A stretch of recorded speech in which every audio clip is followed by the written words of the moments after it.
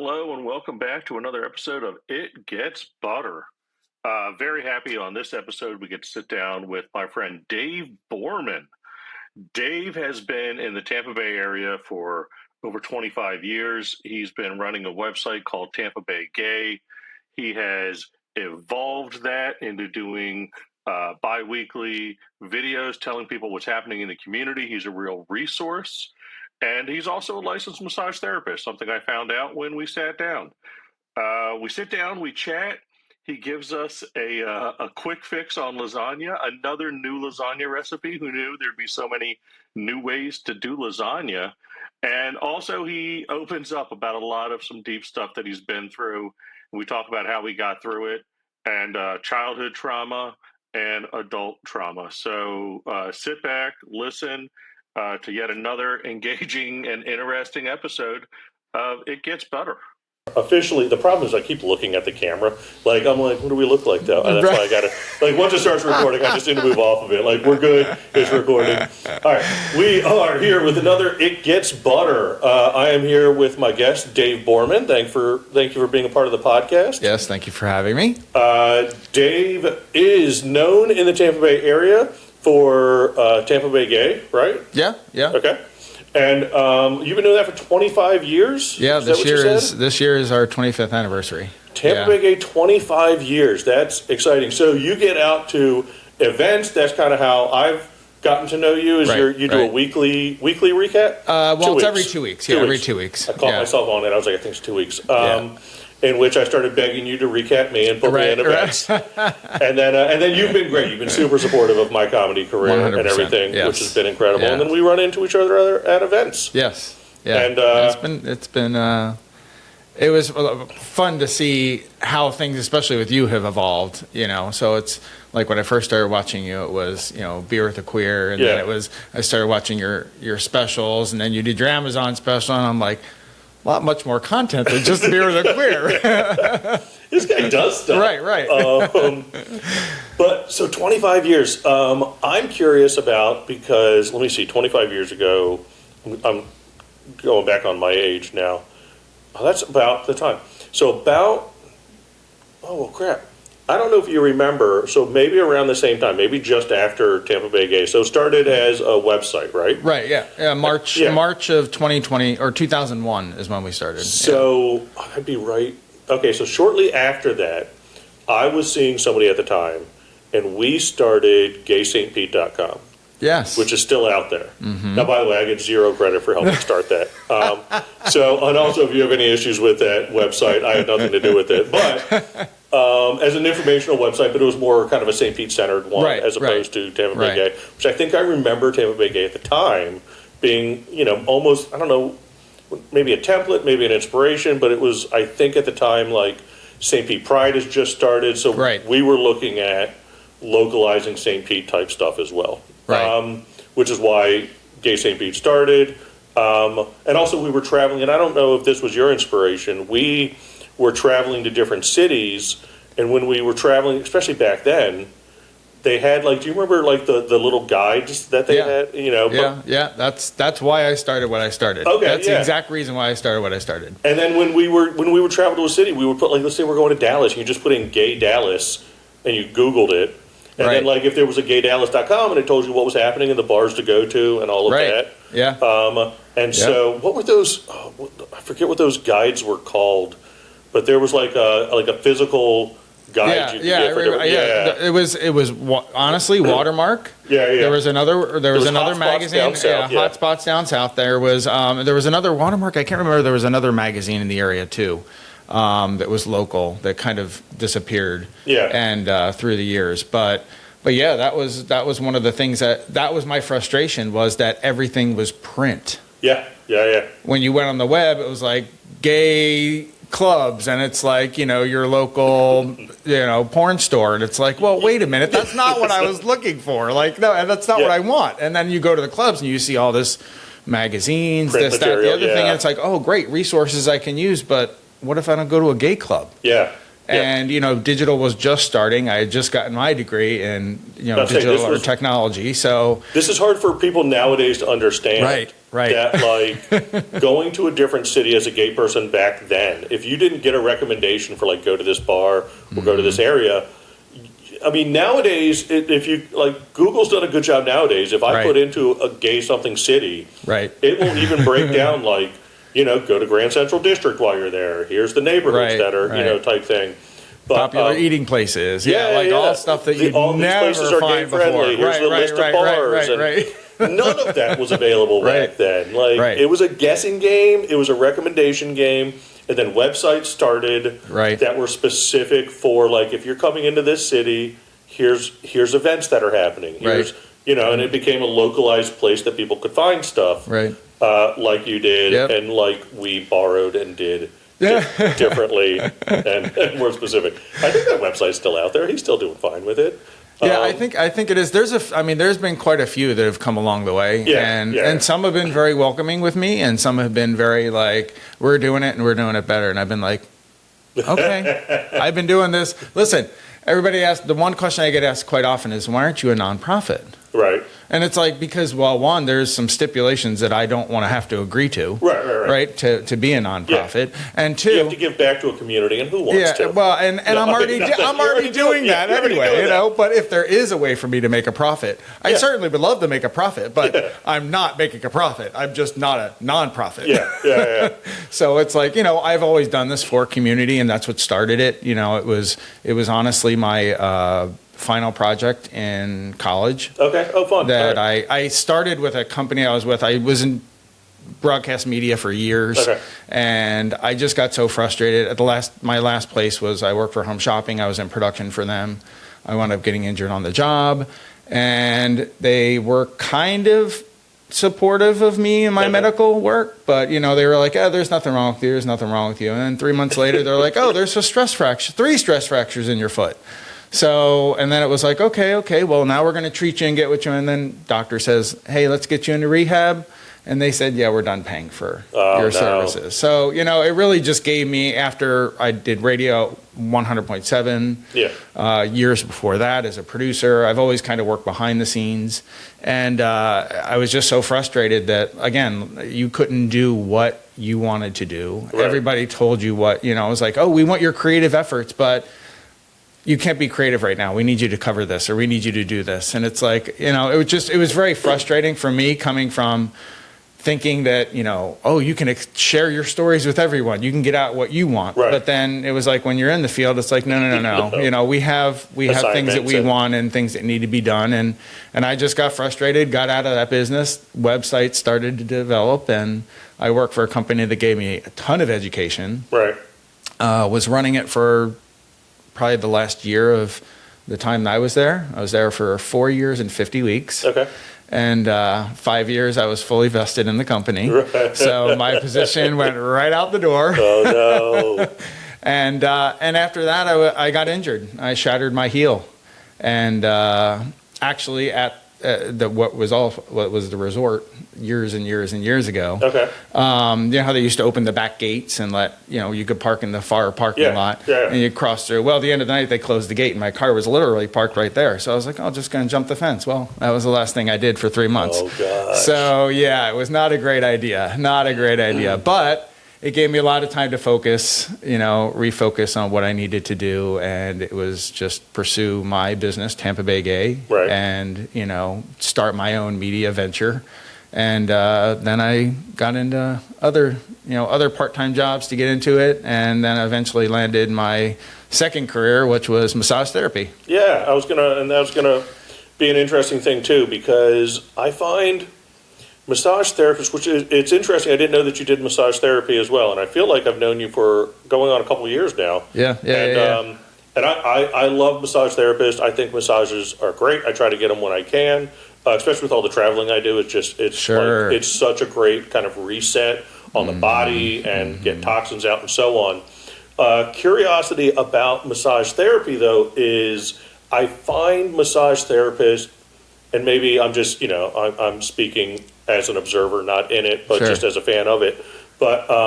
kind of fall into two camps, I find. Like, there's a real clinical side, right, which is, you have to know this muscle's connected to this muscle, right. This does this, and it's very clinical on how they think of things and how they approach things. And then there is very much a energy side to it, we'll say. Correct.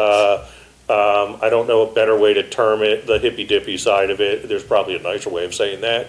But there's also that camp that's very much energy flow is happening between, healing and that amount. Where do you fall on those two camps? Both those camps are correct and right, and they both give good massages because you have to know kind of both to do. So it's interesting you say that because I completely agree with you. Okay. 2, I fall into both categories, and let me explain why. Okay. So I was working for the company I work for, shattered my heel.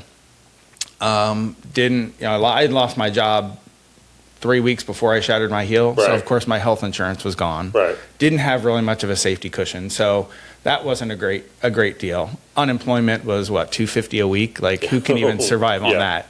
And Cobra was like $1,900 a month. Yeah. So you can't have one without the other. You're either going to live in a house or you're going to have insurance so you can live on the street. So, the American medical insurance works great. Right. So my mom came down. She was living up north. Came down to help take care of me for 3 months because I couldn't drive. I couldn't anything. Sure. Because it was my right leg, which of course it was the right leg. It can't be the one that you don't use. It has to be the one you do use.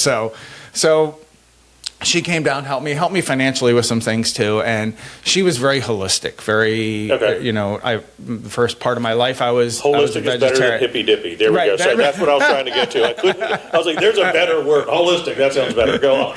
So she was very holistic. I grew up pretty much as a vegetarian until I was like 3. I don't remember, but until I was like 3 or 4. My mom had no meat in my diet, and I'm very picky with food. And even to this day. And so that part of me was I already had it kind of in my system. Mm-hmm. So then when I got older, I was a kid. We drank beer, had a good time, ate McDonald's. We did all that stuff. Right. So when I got older and I had this injury, my mom comes down and she's like, listen, we really, just for a few months, consider eating better. Get you cleaned back up on the inside and out. You know what I mean? Think about this. And, I know this is we went to the doctor. The doctor walked in and he's like, oh, yeah, I've never broken a bone, other than maybe fingers, never broken a bone in my body. Yeah. He's like, well, you broke the worst bone in your body. You shattered your heel. Jeez. And he's like, you probably need surgery. And I was like, I don't have health insurance. He's like, oh, okay, don't worry. It's going to be around $200,000. Don't worry. And he's like, you can borrow that from someone. Like, who's going to let me borrow $200? I can't even get a mortgage for $200,000, and I'm going to have somebody. I don't know what friends you have, but maybe we could become friends. Doctors have different friends than us. So I was like, so I just started asking questions. Well, if I get the surgery, what am I looking at down the line? Mm-hmm. Am I going to have another surgery? If this doesn't work and I'm still in a lot of pain, what is a fusion? And I was like, okay, well, what if I don't do the surgery? Yeah. What am I looking down the line if I have issues? And he's like, fusion. I was like, well, why don't I cut out the middleman and see? Jump to. Right, see what my options are, and maybe I'll have health insurance by that point, and I can have that taken care of. So asking a bunch of questions, walking out the door, he taps me on the back and he says, I was like, well, I'm going to do this on my own and see how things go. And he taps me on the back and goes, okay, might work for you. And I walk out the door. And mind you, there was a second surgery that he offered after the 300 or 200,000 was like 45,000, and that was in facility. Right. And I'm like, I can't even afford that either. I don't have a job right now. So I got out of that area, tried to do everything natural. I was changing my diet, and my mom said, go visit this massage therapist, and he does energy work. And she says, now mind you, it's a little different. It's not the actual modality that he did was called therapeutic touch. Sure. And they use it in a lot of nursing homes, things like that. It's it's more just like focus and concentration and a lot of energy work stuff. Yeah. The hippie stuff. Holistic, we call it. Right. So I went into the first session very open-minded, but really, is this really going to be I'm here for it. Yeah, like, we'll see. Right. I didn't go out with saying this isn't going to work, right. but I was like, okay, I mean, maybe. Well, for the next 3 months, that's how I continued my therapy. Mm-hmm. It was phenomenal. Okay. At 2 months, I went. So in my therapy and doing the massage during that time, I focused on a lot of meditation. Okay. And a lot of healing meditation. So I would look at a healed heel, mm-hmm. where the bones were proper and everything is proper, and I'd focus on my body creating that heel. Sure. Yeah. During my meditation, I would think about that and kind of kept my body clean and tried to, and again, this may be all placebo effect for all I know, but. Right. But there is a reason it's a placebo effect, because it does work, right? Yeah. So it still has effect in there. So. Right. So for me, at 2 months, I went back to the doctor and he took a scan of X-ray of my foot, and he goes, I find it odd to say this, but if you're ready, I think you could start walking. Oh. And that was 4 weeks ahead of time. Oh, wow. And he goes from the last scan to this scan, or from the last X-ray to this X-ray, he goes, it's incredible. Yeah. The amount of healing. So I was ecstatic about that. And I knew that overall, I wasn't gaining weight. Yeah. I was eating healthy. Again, my mom was helping with a lot of this stuff. I had really cut down on being in the public, but I was sedentary. Mm-hmm. I was barely moving. So you can imagine, most people, become the couch in those situations. So for me, it was fantastic to see what it all had done for me. So I started getting back to work, and I healed up, started getting back to work, walked on it, and I was in the mortgage industry. I changed over to title insurance, doing that because I wanted to get out of the field I was in. Yeah, and also they have good health insurance, but go on. Correct, yes, 100%. Get injured, you're hooked up. Right. So I worked for a company, and they hired me in, and I thought I was doing fine, but it wasn't making the money. Right. Just wasn't making the money. So I switched to a different company and was doing phenomenal. Money was there, opportunity was there, healthcare was there, so it was great. And I swore if anything happened in the mortgage industry, I was going back to school for massage therapy. Right. Well, sure, if it didn't come out of my mouth, then it happened. Within 6 months, Home Bank Mortgage closed its doors to the industry. Right. And we walked in on a Thursday or Friday, and we have all these voicemails and, my check's not clearing, this isn't happening, no. Or what is going on? We check the internet, sure enough, we find out they're out of the industry. We get a call 2 hours later from executives saying, oh, we're out of the industry. Oh, that's nice. Oh, nice that we found that online. That's nice a few hours later. Yeah. So from there, within 2 weeks, I was like, listen, this is career change. Right. I know what it did for me, and I hope that I can bring that across. Oh, that's good. I like that, though. Yeah. So I went back into school and never turned back, really. That's great. Yeah. And I like that both of your careers are centered on something helped you, and how can you turn that around to help somebody else now. Right. And that's really nice. All right, so one of my first questions, and this is going to be interesting based on what you've touched on, and I keep clearing my throat and coughing, I apologize, I'm getting over something myself here, is what is your relationship to food? So let's go with what is your relationship to food now, and then let's compare it to, because obviously, like you said, growing up, it's a very different, maybe a more sacred relationship to food, with being very aware of what you're putting in your body, especially with your mom. It seems like a heavy influence on that. Yeah. Currently, what would you say, what's your relationship with food? I would say much closer to when I was younger, to be honest.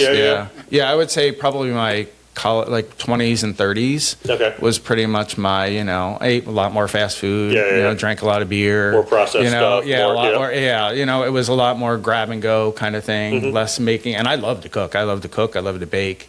So there's something easy just grabbing stuff. Right. It really is. I love cooking myself, but sometimes it's just single breakups, all those things kind of just incorporate, it's much easier just to grab something.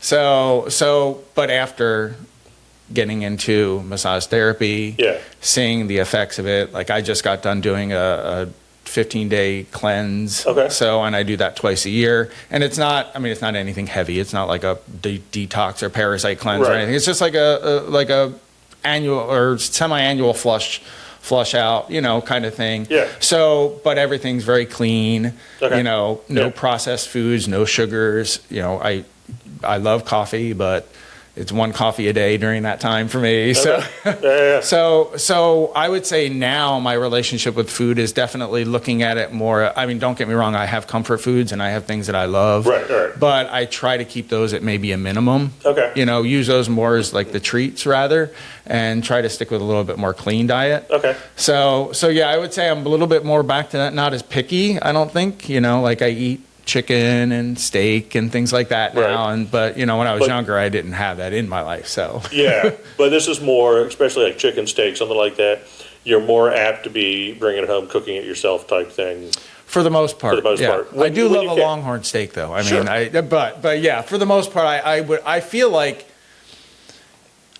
there's so much other crap in even non so much processed foods. I mean, like most of your chicken breasts, if you're buying the ones in the packet, they're probably got 10% sodium added to them, and it's like because it's salt water that they kick into it to make it look bigger. And I mean, people also don't get that in restaurants things are delicious because they salt it heavily, and that's how we get and MSG, which monosodium glutamate, whatever you want to call it. There are 10,000 different names at the. I call it delicious.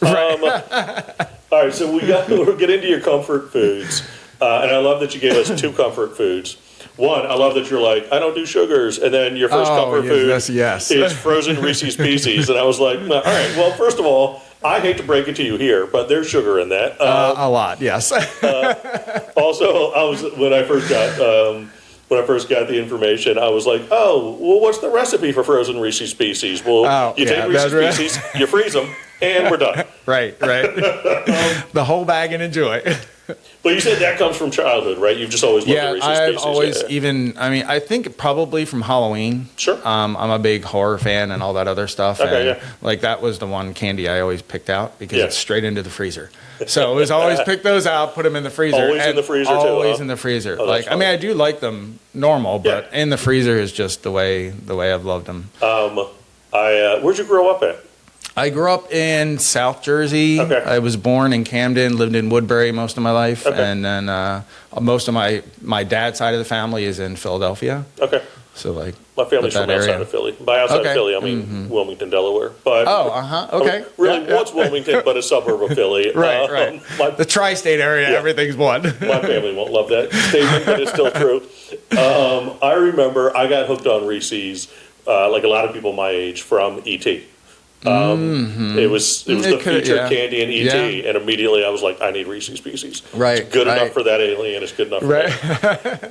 But I'm really, so then you gave us another recipe that'll be in the description, and people can grab this recipe. I'm excited about trying this one. I've never heard of mock. Yep. All right, mock lasagna. Yep. So I get mock. All right, so mock lasagna. So it's a fake lasagna. So we're lying to people. Correct. Which is fine. But it's basically all of your recipe is pretty much lasagna recipe until you get to the pasta, and then you're saying rigatoni for it. Right.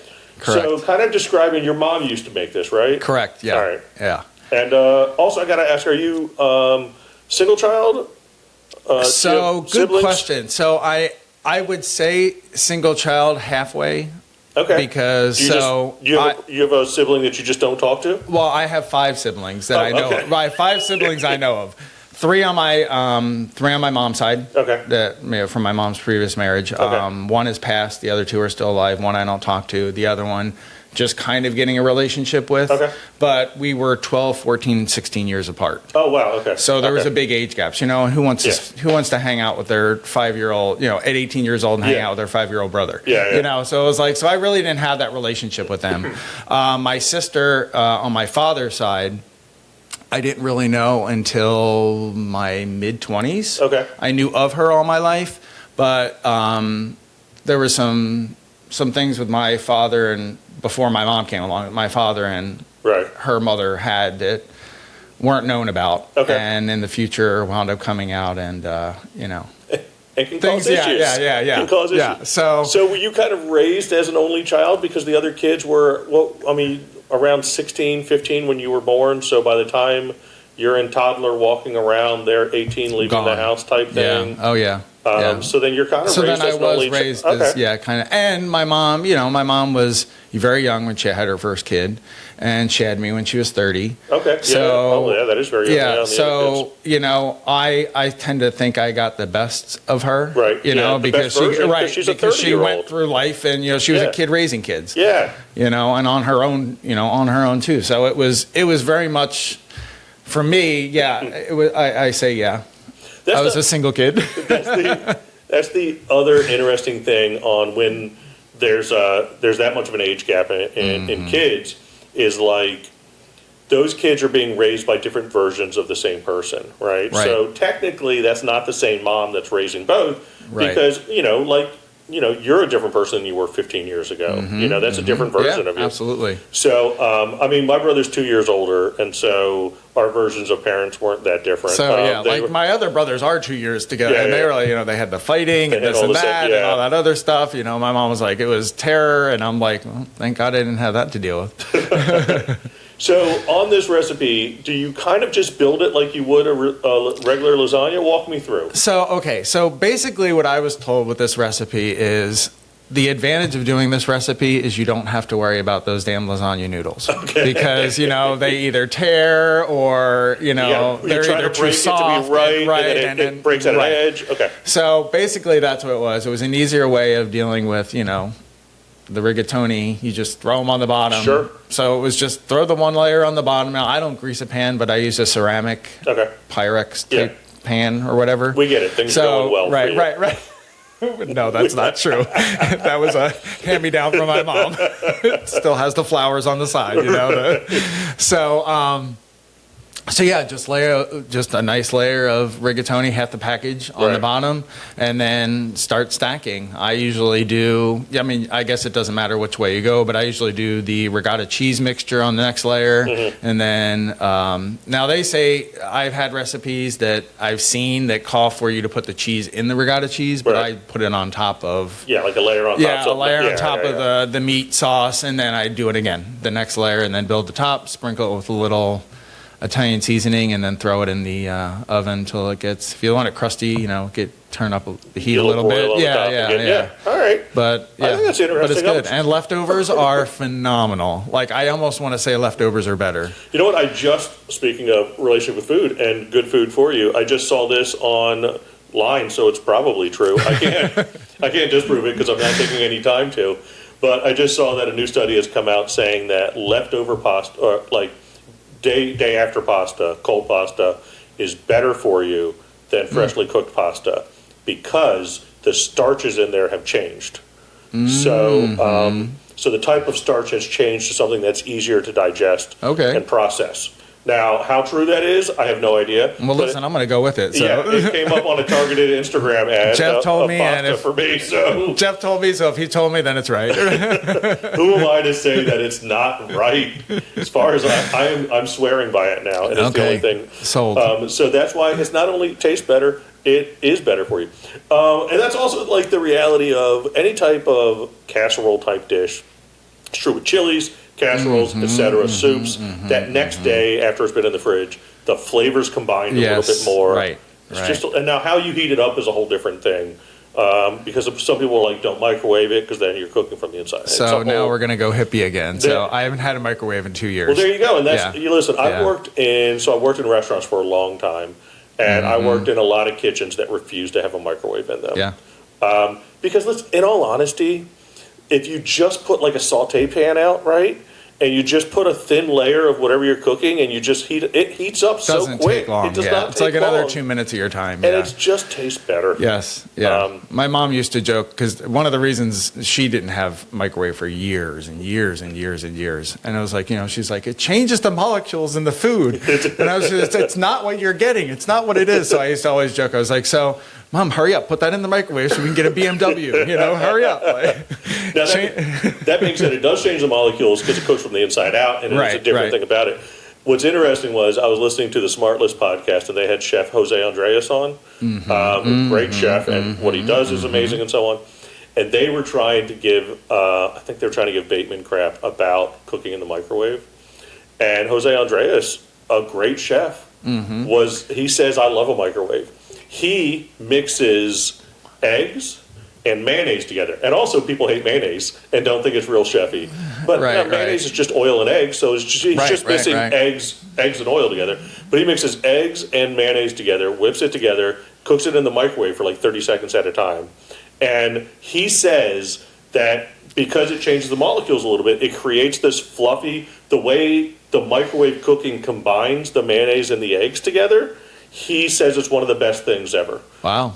I have yet to try it, but like in my head, I'm like, well, if Jose Andreas is saying it's okay, that guy knows what's up. And I mean, mayonnaise isn't terrible, and the eggs aren't terrible, so I can't imagine them be bad together. But then the microwave egg is just like, I know, you think it's the microwave egg is like, whoa. There's something about it that shouldn't make sense, but I'm like, when this master chef is like, yeah, that's amazing, and I was like, I feel like I need to believe him now. So, all right, so we, I as always on the podcast, we like to talk about a hard time somebody's gone through. With the hopes that we can talk about what you've gone through, how you've gone through it, or how you're going through it. Sometimes, things take a long time. And sometimes people on the podcast find out they're still going through stuff, which is years ago. And then ideally through that, anybody listening to the podcast can come up and maybe hear, what I like to, my goal is somebody's going to hear this and think, I'm not alone.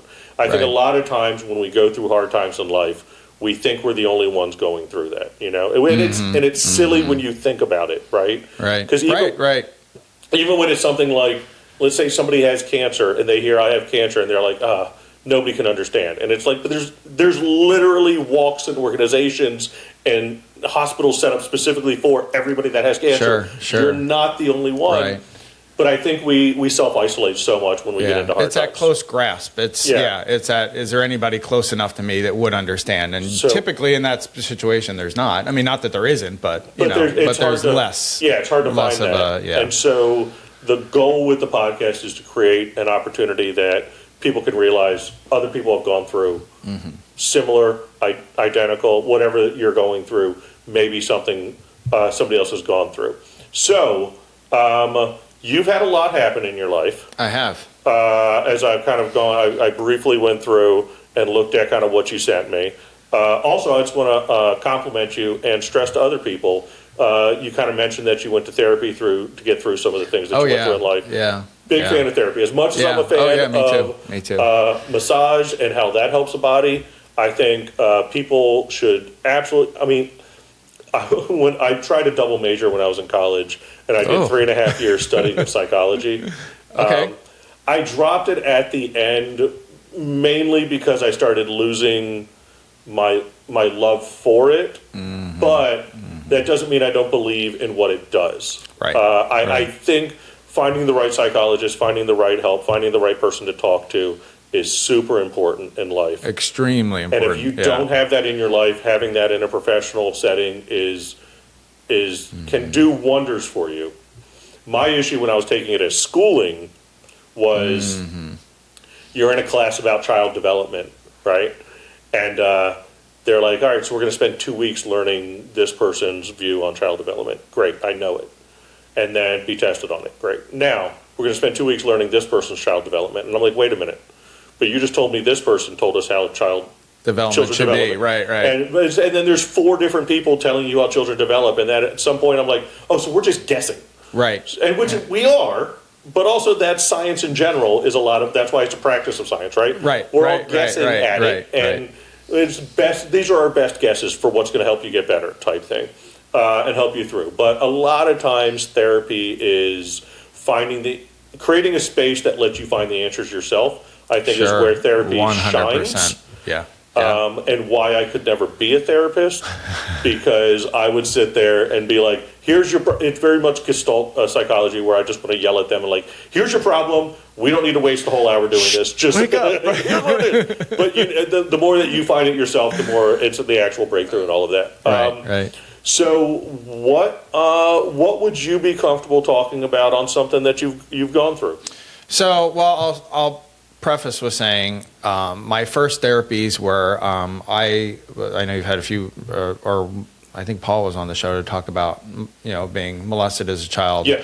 Yes. So I was dealing with that as a child, and a lot of that was being a single, with my mom being a single mother and me being a single child. Right. My mom wanted outreach for me. She wanted me able to be around, enjoy things. I mean, I was in Boy Scouts and things like that, but she really wanted more of a figure in my, my brothers weren't present at all. So she had me in the oh my God, Big Brothers, Big Sisters. Okay. And great organization. My first Big Brother was phenomenal. I still talk to him today. And all well-intentioned on your mom to kind of create, recognizing you don't have a father figure around, but let's have one there for you. But of course, with the good comes the bad. Right. And we had moved away and then come back to New Jersey. My mom went to live with my stepfather for a little bit, came back to New Jersey when things didn't work out, and I got a new big brother. Right. Well, that big brother unfortunately took advantage of me and molested me for months. And, my life changed then. Yeah, like everything changed. I shelled up and, lived in a bubble most of my life.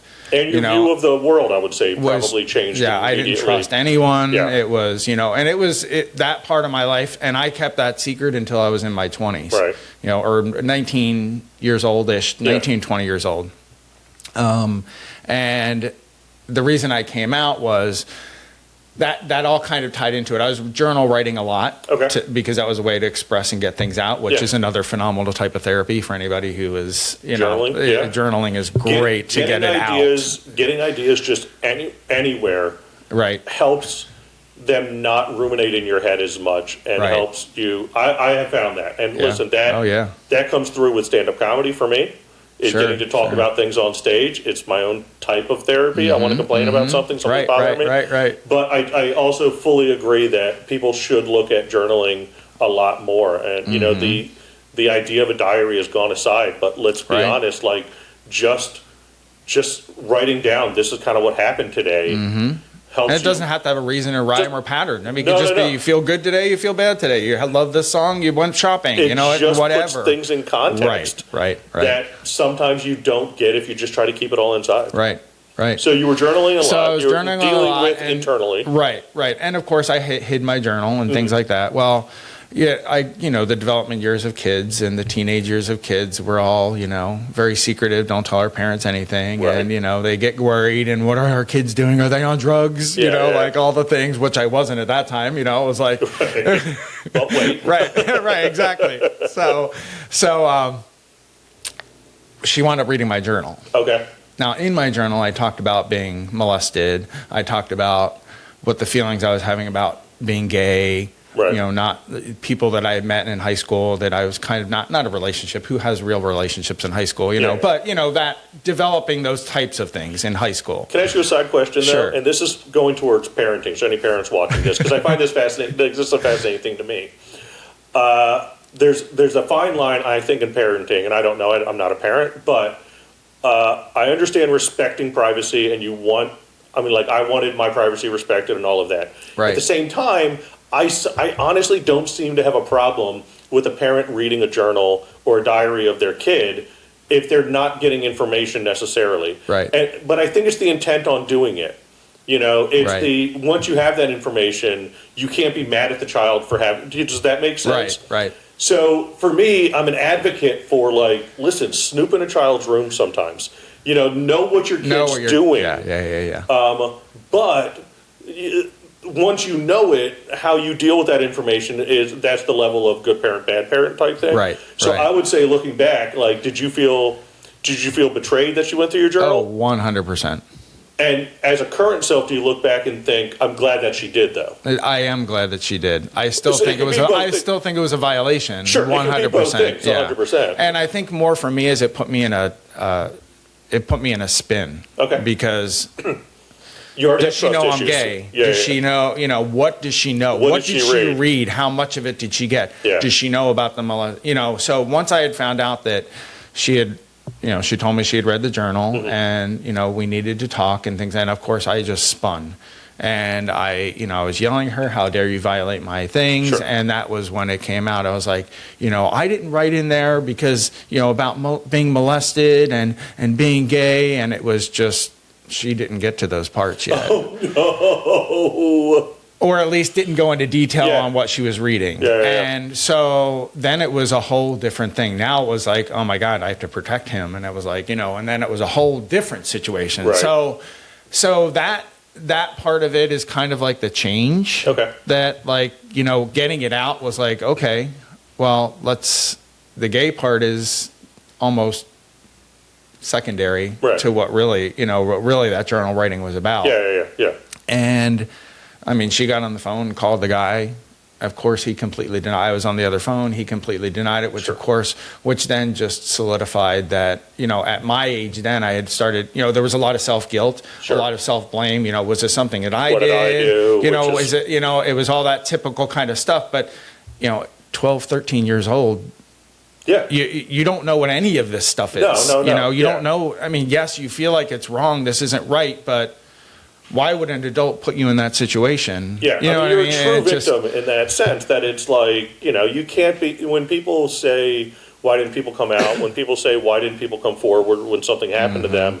It's hard to understand that as the person that something happened to, you're processing a lot, you're dealing a lot. And what's weird is, and I think a lot of victims feel this way, is, and I can't explain it. I can't say for none of my psychology can back up exactly why victims feel this way.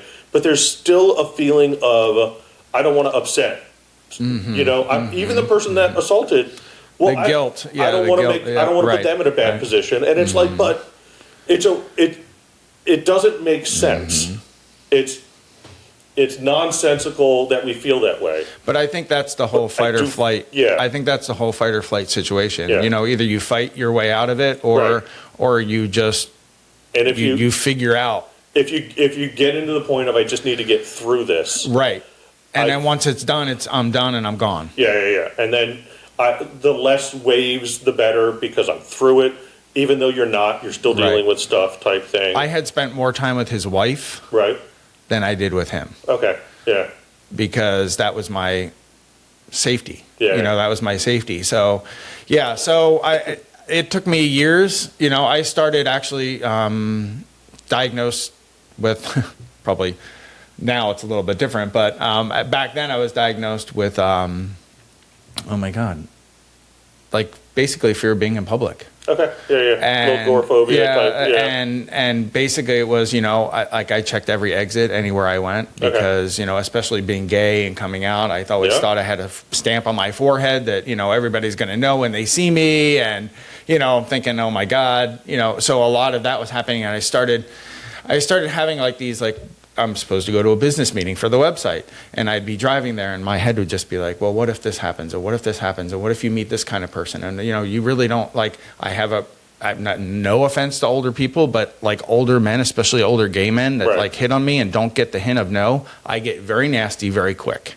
But that's a trigger to me because that's what took advantage of me. I think we can look back and see exactly where that pinpoints to. So it's like, I try to be respectful. I try to be in that area, but I was dealing with all of these things, and it was just like keeping me from wanting to be out. And I'm like, this isn't you. First of all, I am a little bit more, I'm not very public. I don't like to be in the public eye too much. I hate to break it to you about what you do for a living nowadays. I know. But I've always been like, especially now, I am definitely more in the forefront. Like before, I was very much in the background.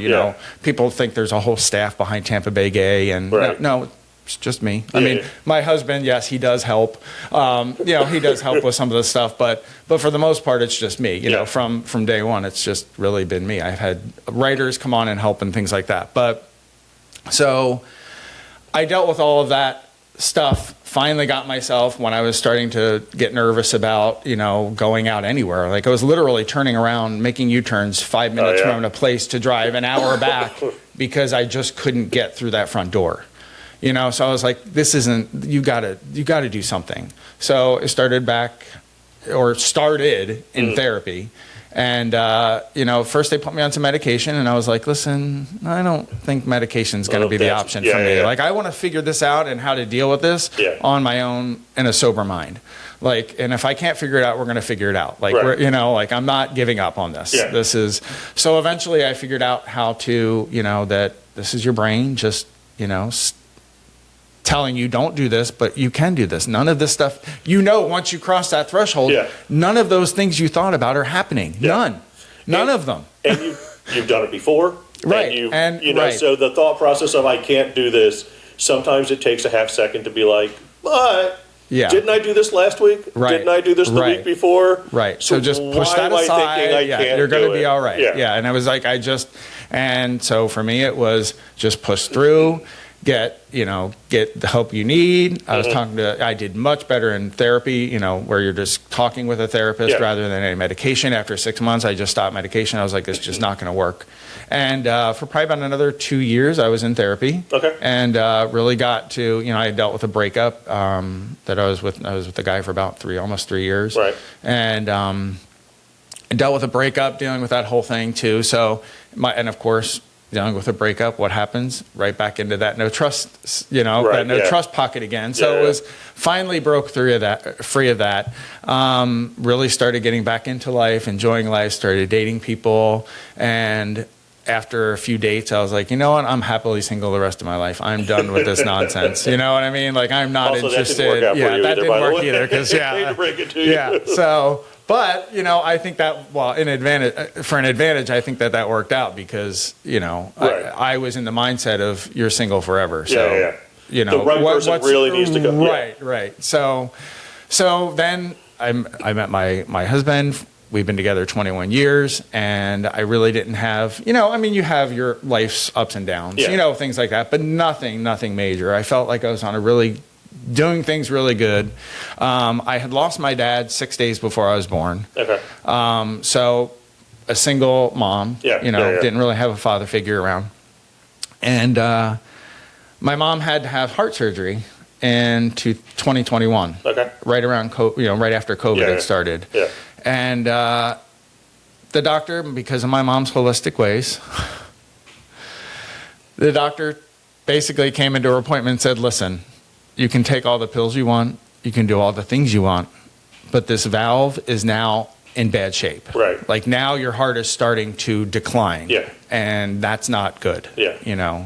So he said, you really need to have valve replacement surgery. And, my mom was in her 70s. Right. So it was like, but according to him, every part of your body is great except for that valve. Okay. So you should be fine. So of course we were like, yeah, let's do it. Let's get the surgery done. Let's get the surgery done. You're a champion. You're gonna do good. Blah blah blah. Nervous as could be. It's a big surgery. Can we curse on? Yeah. Okay. Yeah. So my mom later, after in the future, she had passed. Right. And I was going through her computer, and she had an open heart valve surgery in one of her emails. Okay. And she goes, scared as fuck. Right.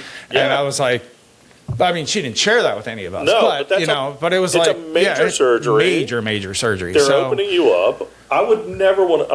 I'm not the person that could look up the surgery I'm about to have. Oh yeah, because I can't. I'd be like, no, yeah. I don't want to see it. So she went through the surgery. Doctor, of course, everybody's telling her everything's fine, everything's great. Go through the surgery. The doctor says, well, we had a little issue with her bleeding, when we were finishing up, and so we took a little longer, but everything's good. We sewed her up. She's good to go. You can go see her. Went, visited her. 2 days went by.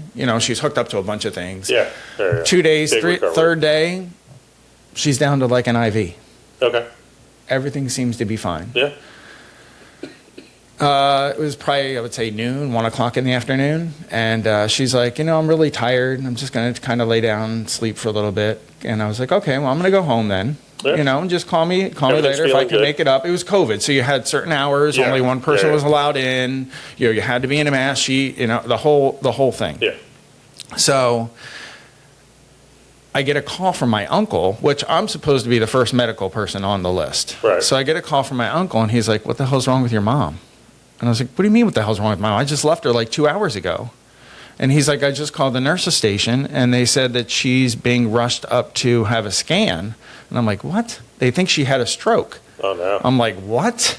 Like, she just had an IV like I can't imagine what trying is to going process. on. Yeah, like none of the words make sense. I was just there. Right. So I call the hospital and I talk to the nurse's station. She's like, well, she's not here right now. She's up getting a scan. And I was like, what's going on? And then she's like, well, I don't know because I've had to turn the file over to the next person. So we'll have somebody call you back. So hold on.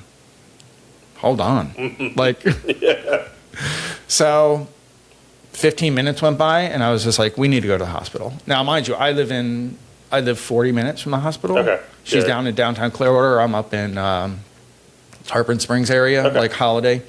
So we have to drive this long period all the way down to get to her. And as we're walking out the door, the nurse says, I think you should come. Oh, wow. So, of course, 40-minute drive, the worst is going through your mind. Yeah. And then we get to the hospital, and they tell me what happened. They said, basically, they believe that the valve has ruptured and that they are debating whether to do emergency surgery tonight or tomorrow, which that almost is like an oxymoron to me because isn't emergency surgery right now? If it's emergency surgery, that's... Why are we debating tomorrow? The emergency is the stipulation on that. So of course, now my mom's hooked up to all kinds of things. She has a face mask on and everything else. And then, I was standing next to her, and all of a sudden, her eyes just went off to the left. Right. The nurse looked at me and said, you need to get out now. And that was the last time I saw my mom alive. Oh, my God.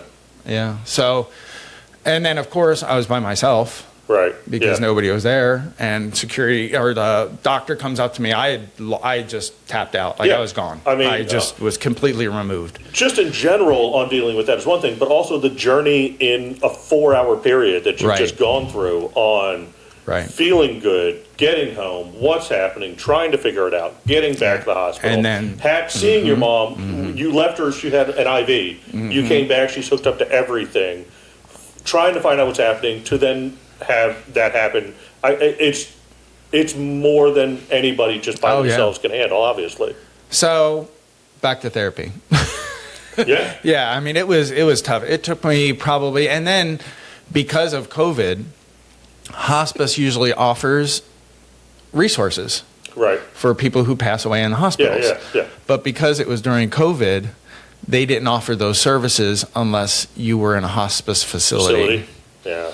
So I was like, I need to talk to somebody. And they're like, okay, well, blah, blah, blah. Tell me your story. You tell the story. And, of course, you're in the first 3 months of this thing. So you're crying to everyone on the phone, trying to figure this out, reliving this whole thing over and over for them to say, oh, I'm sorry. Yeah, we only do it if you're at a facility.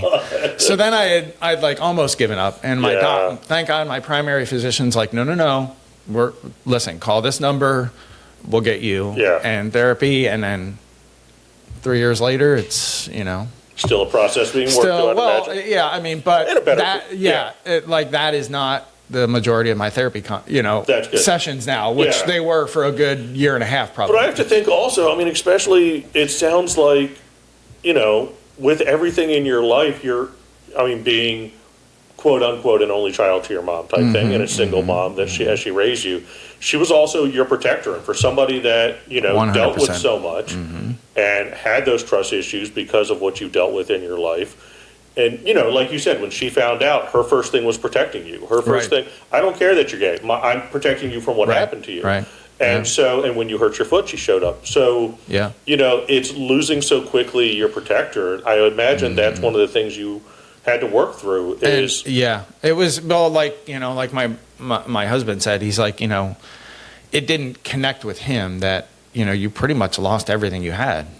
I mean, that's, that's absolutely how I imagine it would feel. That's a big change for someone who 3 months before had everything going. You know what I mean? It was like, my mom wanted to go on vacation and I was pushing, because my mom she didn't have a lot of money, but she had, she had a settlement. She had fallen a few months before and had a bad injury to her head, so she was done working. There was no more working for my mom. Okay, yeah. So and then she had gotten, she had gotten like a $75,000 settlement, and I was like, Mom, she's like, I want to go on vacation in Hawaii. I want to do this. I said, go. Yeah. Like during COVID, she's like, I want to go see the grandkids, my brother's kids. She was like, I want to go see the grandkids in New Jersey, but I have to drive up there. I was like, Who cares? Go. What else do you have to? You're going to be in a mask. Yeah. You're going to go to a hotel, and you're going to be in their house. Yeah. Go do it. And that was one of the last trips she took was up to see them. So I was so glad that she did that. Yeah. She's like, well, I'm going to miss you for Christmas. I'm like, who cares? 1 year of Christmas, I'll be fine. At the time, it'll be another Christmas. Go enjoy it with the grandkids. So it was very much, it was. The whole change was just incredible. And I just wanted her to just live your life. She worked all her life. She busted her ass all her life for us kids. At a certain point, you need to start. I don't need the money. I mean, I appreciate anything that you can give me, but if it's nothing, amen. It's totally fine for me. It's funny. I mean, my partner now, his mom, we always want her to do more. She's so happy just with kind of what she's doing. And we're like, we want you to go out more. Like my ex and his mom, she had money, but she would more likely buy him and his sister a brand new car than ever buy herself one. And we're like, buy yourself. And then she got to mention, we were like, stop driving. And my parents spend a lot of time and money on the grandkids right now. Mm-hmm. And I love that. I don't need anything from them. They've raised a good kid. I'm an independent person. They worked their asses off. They've done their dues. Spoil these grandkids. That's what I'm all for that, and get all that time that they can get with those kids. I love that for them. So a couple questions I always have for people after we hear about kind of stuff that you've gone through. And I think I can assume one of the answers, but one of the questions is, how did you see your way to the other side of what you were going through? And it seems like therapy really... helped. Therapy and a good network of, I say family, but I mean family as, my found family as well. Family, like when my mom died, I call her Mama Linda now, but she was my aunt, and she's not really my aunt, she's my mom's best friend. But she's been in my life since I was 6 years old, 8 years old, something like that. So I've always seen her as my aunt, and let me tell you, she just swept in like that's why I call her Mama Linda, because she just... as on the phone with her that night, and she's like, you call me every day, we're going to talk every week. And it was just phenomenal. She just did phenomenal. And so it was like that kind of family. And then of course, with any death in the family and the will, and I was executor, and I was close with my one brother, and he unfortunately just did some wrong things, and we don't speak. And it's such a shame that end of a life can end family ties just with people. Everybody grieves differently. Sure, right. There's a reality, but also kind of recognize that some of these things aren't about you, and that's it's easier said than done, is what Absolutely. I'll say. Right. Looking back at each of those big moments in your life that you've had to process change and loss and so on, can you think of a role that food played in either of those scenarios?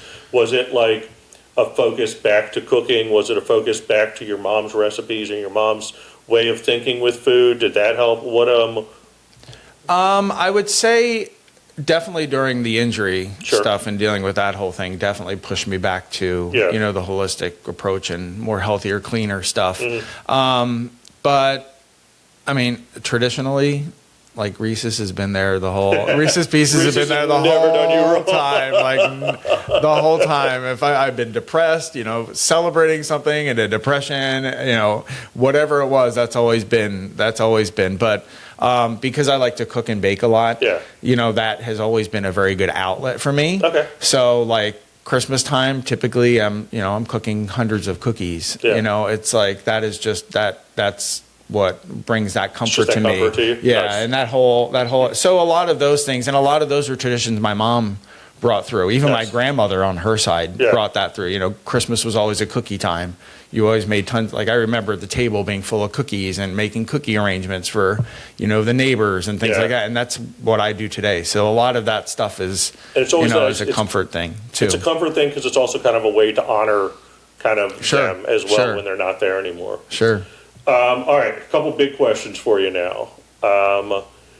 Would you have any advice for anybody going through, and we'll do this two separate ways, anybody going through, they're young, they've been taken advantage of, they've been molested, they're trying to figure it out themselves. Any advice for somebody in that situation? I think now, especially, there's a lot more resources, sure, and it's a lot more, and it's a lot more like when I was growing up, I felt almost a guilt of trying to tell someone or worrying about what people would think of me. Yeah. And I think that a lot of that stigma is kind of removed. I hope you know, so. like I mean, even to therapy. You know, people are like, "Oh, only wackadoos go to therapy," and it's like we should all be in therapy. So even if we're all wackadoos, then we're all wackadoos. But but we all should be in therapy for some reason. I mean, just that whole thing. But I would say just look at the resources that are out there. Find resources and really tell somebody. And absolutely 100%. The hardest thing is telling somebody, but also the best thing is telling somebody, right? I have a bit of that's 100%. Because I have, and I think telling the right person, I don't find it to be productive if you can share your story but not hold those responsible. Sure. If that makes sense. And that's where I think when you said find the right resources, because, telling a friend is still helpful, by the way. Sure, because you're not alone. You now have somebody in your camp.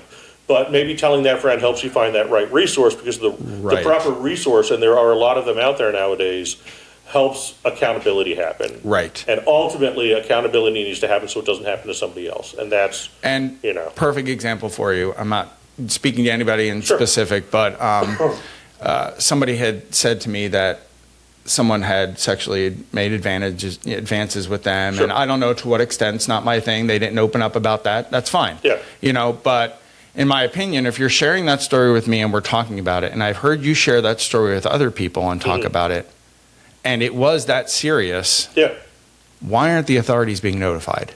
Yeah. And the excuse is, I don't want to stir up the community. I don't want to upset people. So what makes that any different, one, from what we're currently dealing with in our government, two, what makes that no worse? You're no worse than the person that did it. We need to, there needs to be accountability. Sure, and I understand it may take time, but again, if you're telling multiple people across multiple places and doing that, what are you doing this for? Because to me, it's starting to sound selfish. Right. And yes, it needs to be a little selfish, but not that direction. Like selfish is in, I need to deal with this and work with this, not, are you trying to degrade that person, like through hearsay? Like, I'm not doubting it didn't happen. Yeah. I'm not doubting that, but I don't think talking about it and not holding accountability is the right way to do it. And I think you need to choose the accountability that you need in your life. For instance, is the accountability publicly shaming them so the public knows what they've done and hopefully that stops it from happening again? Is the accountability just you telling all of your friends so your friends feel they're on your side with it, which is not really maybe holding them as accountable or to the irons? Or is it going to the authorities if it's something that's severe that needs to be, and then true accountability can happen. And reality is that's to each victim that is their own to me. Sure.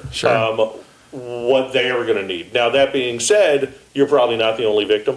Right. So your level of accountability may not be the same as what that next person may want or need. And so, you have to be aware that, just what you're looking at for accountability may not be the same as what somebody else needs. Sure. And I mean, feeding off what you just said. So the person who molested me as a child, he stayed within the organization. Right. And years later, my brother was working in the criminal system with advocate for kids that had gotten into bad stuff and were underage, and he saw my big brother in court for molesting another child. Right. And then my brother said, because I did tell my brother, and he kind of blew it off as in, after I'd come out with everything told my mom about everything, he had kind of come out and said, you realize that if you go to court about this, they're going to drill you. You're going to have to relive this whole thing over. You're going to have to be detailed, all this stuff. So you really sure you want to do that kind of thing? And it really deterred me from going to the police and saying things like that. Which is a rough thing for the victim. And yes, it is correct but it takes a real strong individual to be like, yes, I'm going to relive it in court in front of everybody, and that's a big ask. And a lot of people are talked out of it by that exact same thing. Right. Yeah. And of course, I'm sure by then I was out of, the time period I could do anything to begin with. Yeah. But it was still, I thought to myself then, being older, looking back, it was like, if I had only had the courage to say something then, maybe that would have happened to that kid. So then, of course, that whole guilt that is, and it was like, so here that goes again, know. And it was like, so a lot of that is, that's why I say reach out to the resources, because, I was 20 years, 15, 20 years into this before I started really dealing with what it was. And that's way too long to be holding things on. So, reaching out to resources is very important. Talking to people, very important. And then the next question would be advice for yourself now that you would give to yourself then. Everything you know now, but I think we're falling right in that same speak out, speak to a resource. And maybe give yourself the encouragement to be brave enough to don't be so hard. Don't be so hard on yourself. Because a lot for me was I felt guilty because my mom was trying so hard to bring that male, masculine figure into my life to have an older big brother type of situation. I was so successful with the first one. It was like she lived that and wanted that for me, and it was like and then this happened, and it was don't be hard on yourself because somebody else is a bad person, that doesn't make oh, and it's my fault. No, it's their fault. They're bad people, and that's something to remember. Bad people are bad people, and that's their fault, and that is yours. Well, that's like I speak to that about the odd similarity that people tend to have with like gay people and molesters. And it's like they go together, and I'm like, no. They don't. Like how? Like that? None of it goes. A criminal is a criminal. A pedophile is a pedophile. It doesn't mean it doesn't matter what color you are, what gender, what sex you are, how you dress, how you look. What if you're married, you're not. It doesn't matter. If you're a criminal, you're a criminal. If you're a pedophile, you're a pedophile. I don't care about the other stuff. That doesn't matter. No. That was the laughability about the North Carolina bathroom laws back a couple years back, because it was like, well, creepers will dress as women to go into the women's, and it's like, no, creepers are going to creep. Right. Doesn't matter what the situation your is. Your law wasn't stopping them anyway. A new law will not be like, well, you put another law on it. Right. All right. Last question for you. Sure. Is, most important question I ask, what is your guilty pleasure food, and when do you eat it? And I want guilty. By the way, when Paul was on here, he's like, tacos. And I said, no. We're not nobody's guilty about eating tacos. Tacos are delicious. Everybody should eat them. What's like a guilty pleasure? Okay. So outside of Reese's Pieces, of course. Yeah, because I think is honorable a guilty and delicious pleasure, food. But no issue with that. Honestly, I would probably have to say an authentic Philly cheesesteak. Okay. Probably. Do you do peppers and onions on it? Only onions. I'm not a big fan of peppers, but yes, I do onions. Do you do ketchup mayonnaise on it or not? I do ketchup. Ketchup which on it? is That's like fine. sacrilege in some. Cheese whiz or no? No whiz. Okay. No. Mm-mm. All right. Yeah, no cheese. But my mom used to make it and melted the cheese into like white American cheese. She used to melt it in because the yellow or white American cheese on there. Right. It's, sliced from the deli, not packaged in a So I would say and it's hard to find. I'm lucky to have we have a place called Best of Philly by us. It's a small little joint. Yeah. And they get their rolls from Philadelphia. Yeah. And by far the closest thing I found up north. But I would say that's my go-to. That's pretty. It's good. It's but especially when you're watching what you put in your body. It is some greasy meat, and it is delicious. But it is fantastic. Matt and I have been to Philly a couple times. I definitely have been to Philly a fair amount of times, and I've gotten them off the street there in the brown paper bag that is soaked. We've been to a couple of the best places Pat's. that they say in town. We've been to Pat's. We've been to there's one like right across from a school, I want to say. Is that Gino's that's across from school? But like super chopped up, so everything all melds together, but absolutely delicious. I also, by the way, put ketchup on mine too. Yes. And here's the thing. Because that ketchup, like the pectin in the ketchup and the sharpness, breaks into the cheesiness, and it works really well. I think it's the only way. People are wrong if they don't do that. Right. All right, so thank you we've gone over an hour. I appreciate you being a part of this. Yeah, thank you. Thank you. It flew by. TampaBayGay.com. All your social medias are Tampa Bay Gay. Pretty much. I mean, there's real Tampa Bay Gay on Instagram. On Instagram and Threads. Did it annoy you that you had to put real in front of it when you did Yes, yeah. And then I go and I find Tampa Bay Gay, and it's a woman, and I'm like, and it's her private account. I'm like, come on, but I want to be respectful, and I because we love branding. I try to keep mine. It's that Jeff is funny everywhere, right. Oh, yeah. I can imagine you're like, oh, Tampa Bay Gay's everywhere. And then you get to one social. Well, then TikTok. Like, TikTok is another one. It's like LGBTQ Tampa Bay or something like that. Because if you put Tampa Bay Gay, it's like, nope, that's a keyword. You can't have that. I'm like, are you serious? I'm like, what? And I'm trying to figure all these things out. And I'm like, LGBTQ? And it's like, okay. I'm like, all right, there we go. Good. We'll go with that. So, yeah. But mostly, if you just type in Tampa Bay Gay, you're gonna find. All right. You'll find me. Well, Dave, thanks for being on. Thank you. Thank you for having me. Yeah, and, absolutely. You'll be out in an episode of Beer with the Queer soon. And yes. Every other week, we always look forward to your recap of what's happening in the area. So thank you. Thanks for doing that, and thanks for keeping us in it. And that is another episode of It Gets Butter. Thank you for having me. I need theme music.